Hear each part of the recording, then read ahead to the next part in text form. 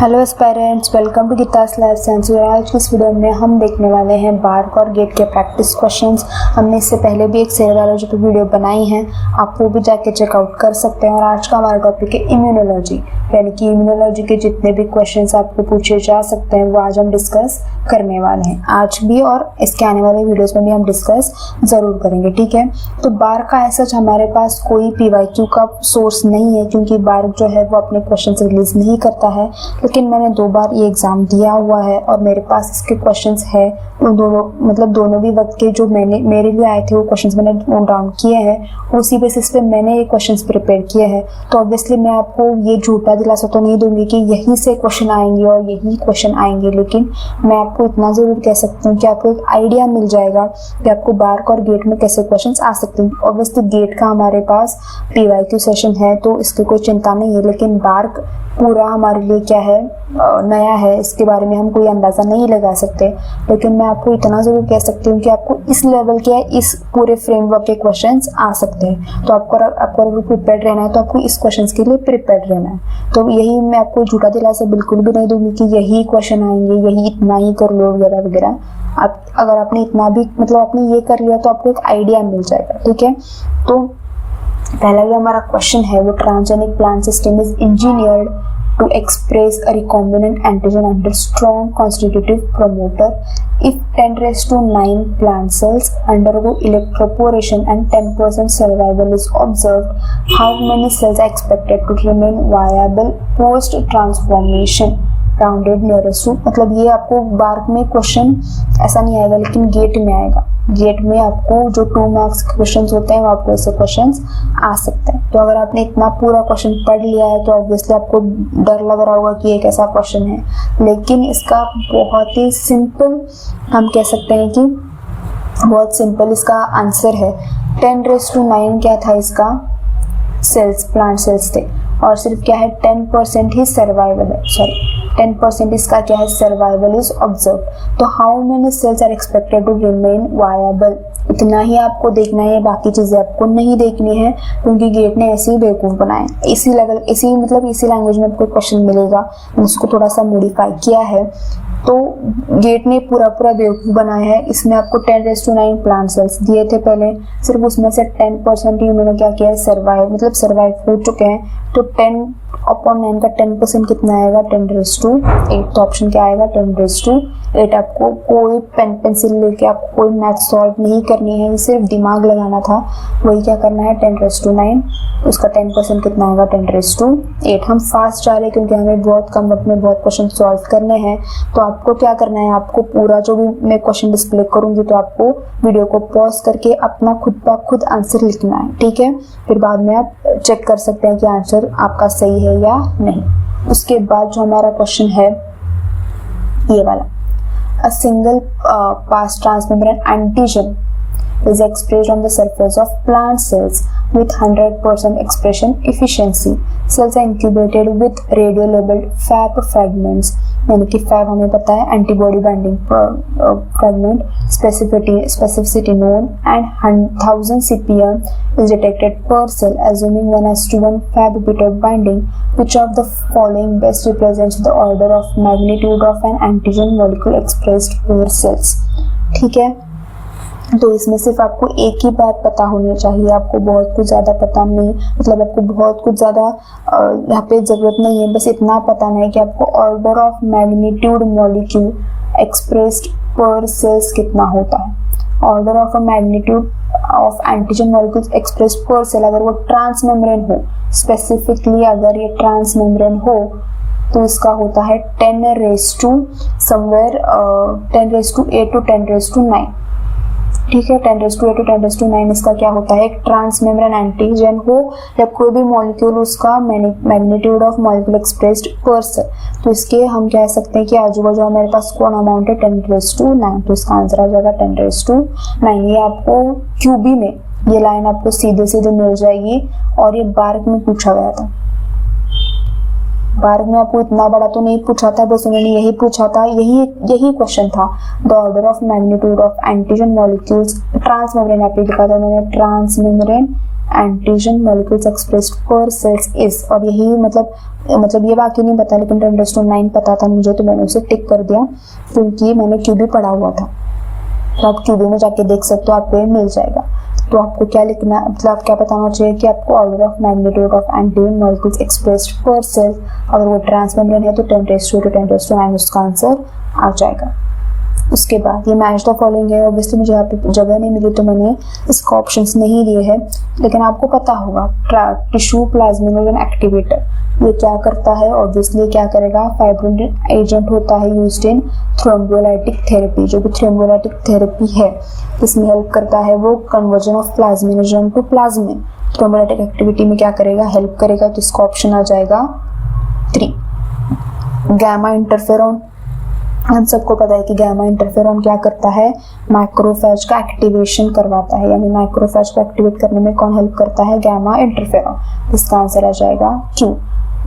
फोडोफाइक्लोटॉक्सिन ये क्या करता है, फोडोफाइक्लोटॉक्सिन हम सबको पता है कि ये एंटी कैंसर है या एंटी माइटोटिक ड्रग्स है, तो precursor of anti cancer and anti mitotic drug, तो इसका आंसर आ जाएगा R।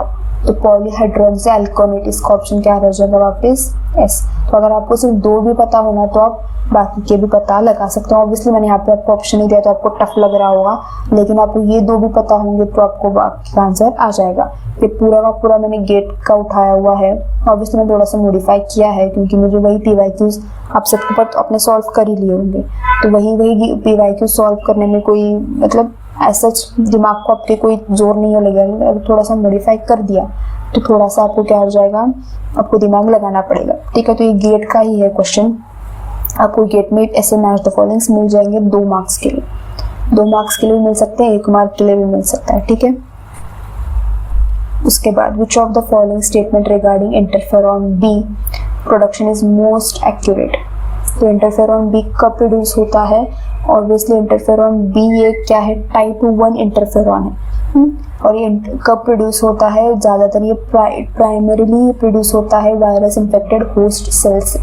हम कह सकते हैं कि इंटरफेरॉन बी ये क्या है, टाइप 1 इंटरफेरॉन है, और हम कह सकते हैं कि ये क्या उसका नाम मुझे याद नहीं आ रहा है, वो इनेट इम्यूनिटी, मतलब वायरस की जो इनेट इम्यूनिटी मतलब अगेंस्ट वायरस जो हमारी इनेट इम्यूनिटी होती है उसमें ज़्यादातर काम कौन करता है, इंटरफेरॉन बीटा काम करता है। ठीक है, वो सॉरी मुझे वो वर्ड याद नहीं आया। और माउस का क्या किया है, थाइमस निकाल दिया है बर्थ में, मतलब जब उसका बर्थ हुआ तो उसका थाइमस निकाल दिया गया। लैटरो से इम्यूनाइज कर दिया विथ प्रोटीन एंटीजन, मतलब उसे इन्फेक्ट किया है with protein antigen. Which immune response profile is most likely, thymus नहीं है तो क्या होगा, obviously severely impaired primary antibody response. हम सबको पता है कि जो थाइमस है मतलब टी सेल्स होंगे, और टी सेल्स ही क्या करते हैं, हमारे बी सेल्स को जाके एक्टिवेट करते हैं, हमारे टी हेल्पर सेल्स ही क्या करते हैं, बी सेल्स को हमारे एक्टिवेट करते हैं। तो only T independent MG response भी ऑब्वियसली ये आ सकता है, लेकिन ज़्यादा मोस्ट लाइकली क्या है, severely impaired primary antibody response आएंगे। ठीक है, foreign antigens entering through peripheral tissues are most efficiently processed and presented to naive lymphocytes in, यानी कि उन्हें प्रोसेस और प्रेजेंट कहाँ पे किया जाता है, जो भी हमारे फॉरेन एंटीजेंस है उन्हें कहाँ पे प्रोसेस एंड प्रेजेंट किया जाता है, उन्हें प्रोसेस एंड प्रेजेंट किया जाता है लिम्फ नोड्स में। ठीक है, क्योंकि लिम्फ नोड्स में क्या होता है, एपीसी यानी कि एंटीजन प्रोसेसिंग सेल्स क्या करते हैं, एंटीजन्स को लेके आते हैं और वहीं पे उन्हें प्रेजेंट किया जाता है टू हमारे naive B cells and T cells. ठीक है, 2 डायजाइगोटिक ट्विंस, डायजाइगोटिक यानी कि उनके 2 जाइगोट है, यानी कि 2 एग्स को 2 स्पर्म्स ने क्या किया है, हम कह सकते हैं कि 2 एग्स मतलब 2 अलग अलग एग्स को 2 अलग अलग स्पर्म्स ने क्या किया है, फर्टिलाइज किया है और उसके ट्विंस हुए हैं। ठीक है, तो ये ट्विंस डायजाइगोटिक ट्विंस हमेशा क्या होते हैं, जेनेटिकली डाइवर्स होते हैं। जेनेटिकली डाइवर्स यानी कि उनमें कोई भी सेम नहीं, यानी कि वो दोनों के दोनों अलग है और अलग, मतलब दो अलग ह्यूमन बींग्स है। जैसे मोनोजाइगोटिक में क्या होता है, एक ही जाइगोट से दो, मतलब वो क्लीवेज के वक्त क्या होता है, दो बेबीज प्रिपेयर होते हैं। इनका डीएनए एक ही है तो उनका जो भी जेनेटिक है वो डाइवर्स नहीं होता है, वो जेनेटिकली सेम होते हैं। लेकिन यहाँ पे डीएनए अलग अलग है तो क्या हो जाएगा, जेनेटिकली डाइवर्स हो जाएंगे। उनके पास सिर्फ एक ही प्लासेंटा, मतलब वो प्लासेंटा ही उनके पास है जो सेम है, बाकी सब चीजें अलग अलग है। Which immunological conclusion is most accurate? ठीक है, तो इसमें क्या हो जाएगा, they are immunologically distinct despite sharing same placenta। तो मैंने आपको वही समझाया कि क्योंकि वो जेनेटिकली डाइवर्स है तो उनका जो भी रिस्पॉन्स होगा, हमारा जो भी रिस्पॉन्स है वो हमारे डीएनए से होता है। तो अगर जेनेटिकली डाइवर्स है तो इनका जो भी इम्यून रिस्पॉन्स है वो भी क्या होगा, डाइवर्स होगा। तो वो क्या होंगे, इम्यूनोजेनेटिकली डिस्टिंक्ट होंगे। सिर्फ एक प्लासेंटा ही है जो वो शेयर करेंगे और इनमें ग्राफ्ट रिजेक्शन हो सकता है। मतलब अगर मैंने समझो ये दो जाइगोटिक ट्विंस है, अगर मैंने इसका ग्राफ इसको चढ़ा, मतलब इसको ये किया, ट्रांसफर किया, तो ये उससे क्या कर सकता है, रिजेक्ट भी कर सकता है। मोनोजाइगोटिक में नहीं होता है। मोनोजाइगोटिक में क्या कह सकते हैं, क्योंकि उनका डीएनए सेम है, उनमें जो भी एलपीआर का एंटीजन है वो क्या होगा, सेम होगा। यहाँ पे वो अलग अलग है, तो यहाँ पे ग्राफ्ट रिजेक्ट हो सकते हैं। तो ऑप्शन सी नहीं आएगा। ठीक है, protein sharing conserved immunoglobulin force motifs involved in antigen recognition and immune signaling are collectively classified as। यहाँ पे एंटीजन रिकॉग्निशन कहाँ है, तो ऑब्वियसली इसका आंसर आ जाएगा इम्यूनोग्लोबुलिन सुपर फैमिली प्रोटीन्स। ये आया था बार्क में, और मुझे याद है क्योंकि मैंने इसका आंसर एंटीबॉडी किया था। इसलिए आप कहते हैं ना कि आपकी गलती हमेशा आपको याद रहती है, तो मैंने क्योंकि ये शायद एंटीजन रिकॉग्निशन नहीं पढ़ा था, ऐसे कुछ तो हुआ था, ये सेम ऐसा ही आता है। मुझे क्वेश्चन के साथ याद है क्योंकि मैंने गलत किया था। मैं जब ये टिक कर रही थी तभी मुझे थोड़ा सा डाउट था कि ये आएगा ये आएगा, तो मैंने घर आते ही देखा था, तो ऑब्वियसली उसका आंसर आया था सी। ऑप्शन बी नहीं आता है, इसलिए मुझे हमेशा याद रहेगा। Protein sharing conserve immunoglobulin four motifs involve in antigen recognition, तो इसका आंसर आ जाएगा सी। अगर एंटीजन रिकॉग्निशन शायद नहीं होता तो ऑप्शन डी आता। The polymorphic region responsible for peptide binding and T cell receptor interaction in class 2 molecules are located in, यानी कि peptide binding and T cell receptor interaction कहाँ पे होता है, अल्फा 1 एंड बीटा 1 डोमेन्स में होता है। आपको पता होगा कि अल्फा 1 बीटा 1 डोमेन्स क्या है, पेप्टाइड बाइंडिंग ग्रुप है। जितनी पेप्टाइड बाइंडिंग होती है वो पेप्टाइड बाइंडिंग यहीं पे होती है। तो इससे आपको पता चल जाएगा कि अल्फा 1 एंड बीटा 1 क्या है, टी सेल रिसेप्टर इंटरेक्शंस भी होता है और पेप्टाइड बाइंडिंग भी होती है।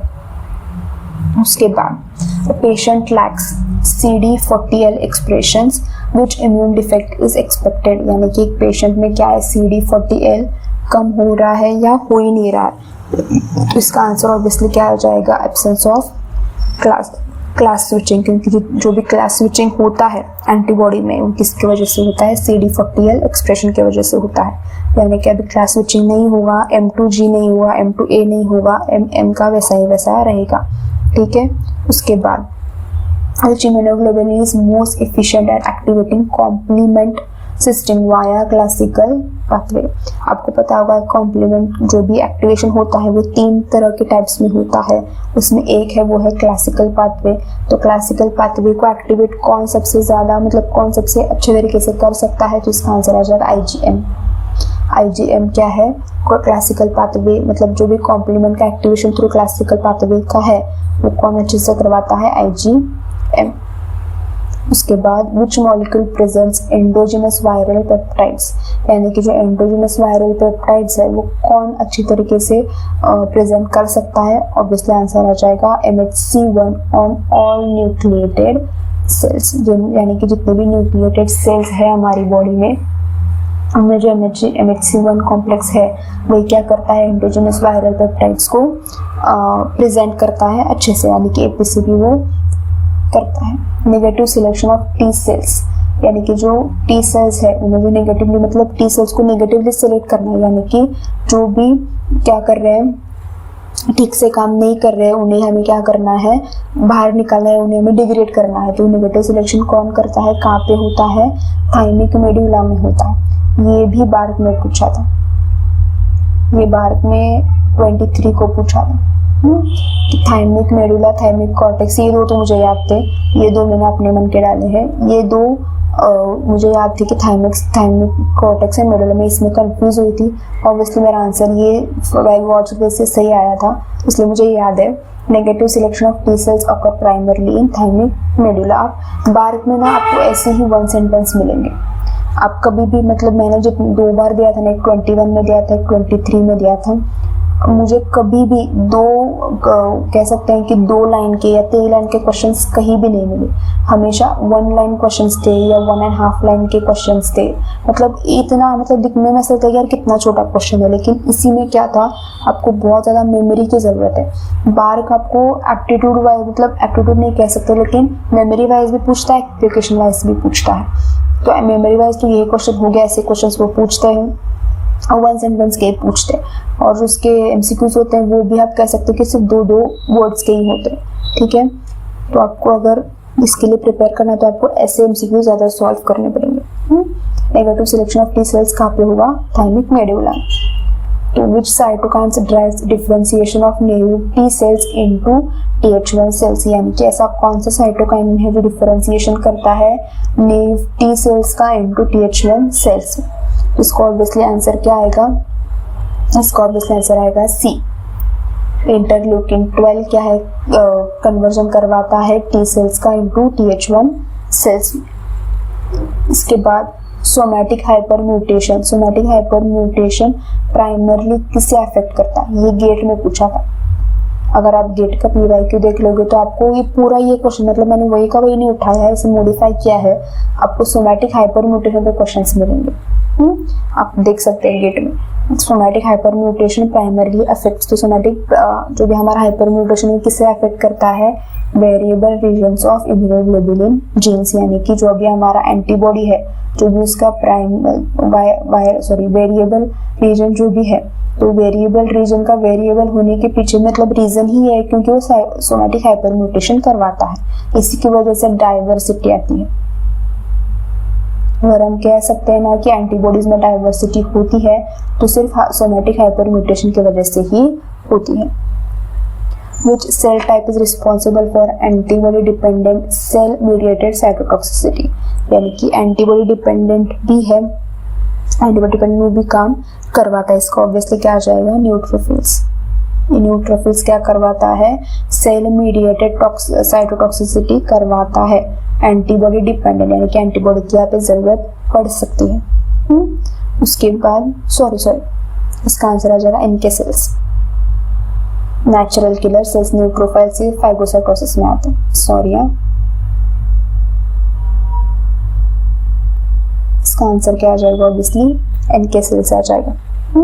उसके बाद which molecule act as co-stimulatory signal for T cells activation, यानी कि जितना भी टी सेल का एक्टिवेशन होता है उसमें जो को-स्टिमुलेटरी है सिग्नल है वो क्या, मतलब कौन इसमें एज अ को-स्टिमुलेटरी काम करता है, उसका ऑप्शन आ जाएगा CD8B7। अगर आपने टी सेल रिसेप्टर का सिग्नलिंग देखा होगा, एक्टिवेशन देखा होगा, तो आपको पता होगा कि CD828B7 आ जाएगा। ये भी बार्क का लिया हुआ है, ये बार्क 21 में पूछा गया था। इम्यूनोलॉजी से भर भर के पूछते हैं कि मैं आपको बता दूं, immunology is one of the क्या कह सकते हैं कि हाईएस्ट टॉपिक्स आते हैं जहाँ पे क्वेश्चंस आते हैं बार्क में, गेट में भी आते हैं लेकिन बार्क में भी बहुत पूछा जाता है।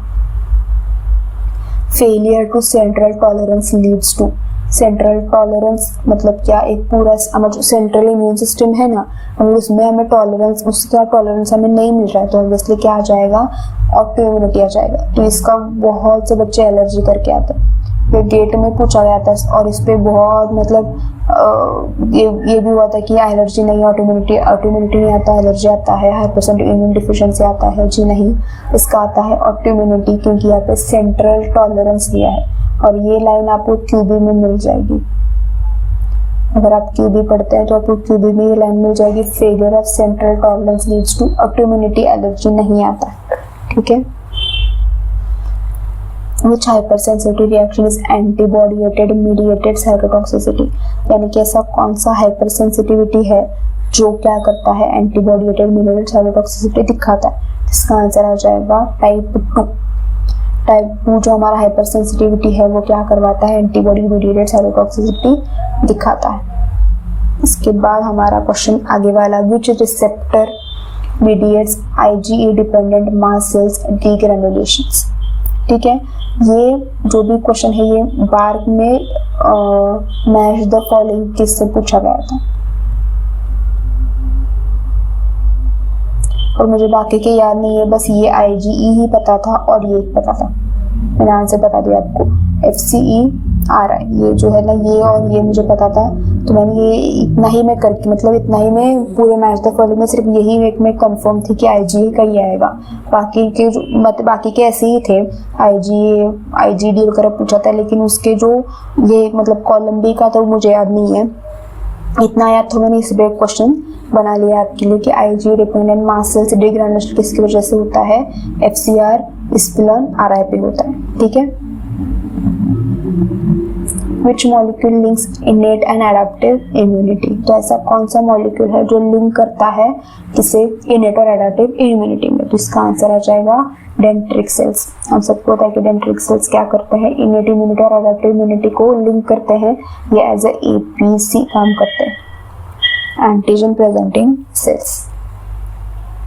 A mutation prevents expression of invariant chain in antigen presenting cells. The most direct consequence would be, यानी कि जो इनवेरिएंट जो चेन है उसे क्या किया है, इनवेरिएंट जो चेन है उस एंटीजन प्रेजेंटिंग सेल्स में उसी को क्या है, उसका प्रिवेंट किया गया है, उसका जो भी एक्सप्रेशन है वो प्रिवेंट किया गया है। तो इसका डायरेक्ट कॉन्सिक्वेंस क्या होगा, इसका डायरेक्ट कॉन्सिक्वेंस यही होगा कि जो बाइंडिंग है एंडोजेनस पेप्टाइड्स का टू MHC2 वो नहीं होगा, binding of endogenous peptides to MHC2 नहीं होगा, ये कॉन्सिक्वेंस होगा, क्योंकि यहीं पे उन्होंने एक्सप्रेशन ही क्या किया है, प्रिवेंट किया है। अगर एक्सप्रेशन ही नहीं होगा तो बाइंडिंग भी नहीं होगा। Knockout mouse lakhs beta-2 microglobulin which immune defect is expected। beta-2 microglobulin क्या हुआ है, हम कह सकते हैं कि उसे उन्होंने क्या किया है, मतलब knockout mouse lakhs beta-2 microglobulin which immune defect is expected। तो कौन सा इम्यून डिफेक्ट हम एक्सपेक्ट कर सकते हैं, ऑब्वियसली उसका आंसर ऑब्वियसली क्या आएगा, defective CD8 T sales development.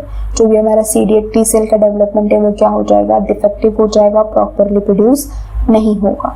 ठीक है, जो हमारा नेक्स्ट क्वेश्चन है, cross linking of FCRI receptors and mast cell results इन।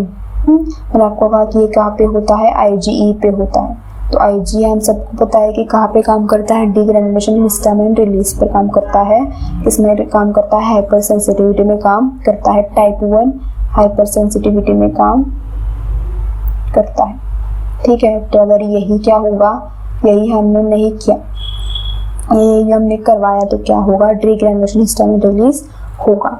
तो हमारा नेक्स्ट क्वेश्चन है, which process is most directly responsible for increasing antibody affinity during an immune response. अगर आपको एफिनिटी बढ़ानी है, किसकी, एंटीबॉडी एफिनिटी अगर आपको बढ़ानी है तो आपको क्या करना पड़ेगा, सोमैटिक हाइपर म्यूटेशन करवाना पड़ेगा, क्योंकि जितना सोमैटिक हाइपर म्यूटेशन होगा उतनी ही एंटीबॉडी डाइवर्सिटी होगी और उतनी ही एंटीबॉडी एफिनिटी क्या हो जाएगी, बढ़ेगी।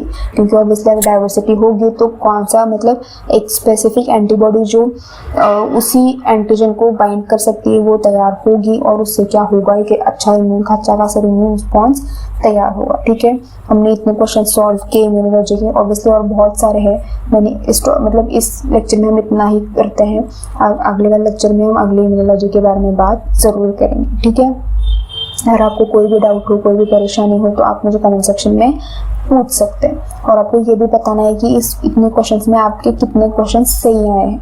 ठीक है, अगर आपको कोई भी प्रॉब्लम हो, कोई भी एक्सप्लेनेशन में अगर आपको प्रॉब्लम लग रही हो तो आप मुझे कमेंट सेक्शन में पूछ सकते हैं, मैं उसका जवाब जरूर दूँगी। ठीक है, and I wish you all the best for your exams. I hope कि आपका इस साल का बार्क और गेट, अब जो भी आप तैयारी कर रहे हैं वो क्वालिफाई हो जाए, और आपका जो भी ड्रीम जॉब है, ड्रीम पोजीशन है वो आपको मिल जाए। Thank you.